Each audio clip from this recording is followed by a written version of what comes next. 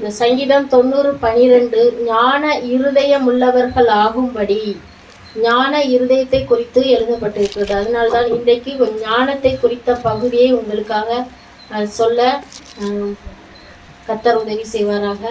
ஞானத்தை குறித்த வேத பகுதி நீதிமொழிகள் புஸ்தகம் 18.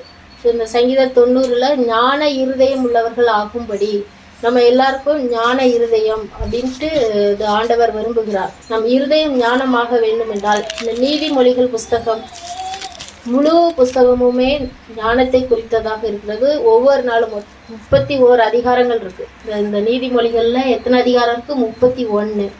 ஒரு மாசத்துல 31 தேதி இருக்கு, டேட்ஸ் இருக்கு இல்லையா? ஸோ ஒவ்வொரு நாளும் முதல் வேலையா இன்னைக்கு என்ன தேதியோ அந்த சாப்டரை ஓப்பன் பண்ணி அந்த அதிகாரத்தை ஓப்பன் பண்ணி நம்ம படிச்சுட்டு அப்புறம் வேற அந்த காஸ்பல் சுவிசேஷ புஸ்தகம் வேற அந்த வரலாறு புஸ்தகங்கள் அப்படி படிக்கலாம். ஆனால் முதல் தொடங்குனதுமே ஒரு நாள் தொடங்குனதுமே நம்ம நீதிமொழிகளில் இன்றைக்கி என்ன டேட்டோ அதை அந்த அதிகாரத்தை ஓப்பன் பண்ணி நம்ம படிக்கும்போது அப்படி திருப்பி ஒவ்வொரு மாதமும் டேட் வந்துட்டே தானே, 1லேருந்து 31 வந்துட்டே தான் இருக்கும்.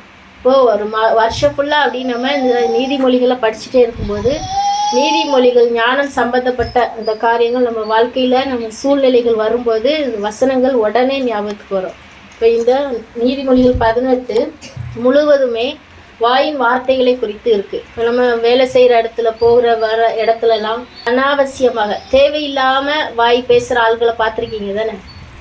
அப்போ அவங்கள எப்படி எதிர்கொள்வது? அவங்க நம்மக்கிட்ட தேவையில்லாமல் பேசி இந்த வம்பு இழுக்கும்போது திருப்பி என்ன செய்வது அப்படின்னு நமக்கு பைபிள்லேருந்து ஞாபகம் வரணும். அப்படின்னா நம்ம என்ன செய்யணும்? தினமும் நீதிமொழிகள் இன்னைக்கு என்ன தேதியோ அந்த சாப்டரை ஓப்பன் பண்ணி படிச்சிருக்கணும்.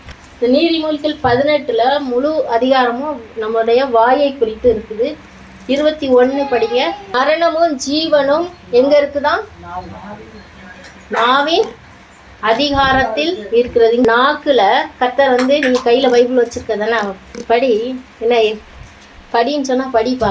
நீதிமொழிகள் 18:21 ப்ரோவர்ப்ஸ். நீதிமொழிகள் அப்படின்னா ப்ரோவர்ப்ஸ். நம்முடைய நாவு இந்த அதிகாரத்தை நீங்கள் வீட்டில் போய் படிக்கும்போது ஒருவரை ஒருவர் தாங்குவதற்கு உற்சாகப்படுத்துவதற்கு பயன்படுத்துங்க. நாக்கை எதுக்கு பயன்படுத்துங்க? ஒருவரை ஒருவர் தாங்குவதற்கு. முறிந்த ஆவியை யார் தான் தாங்குவா?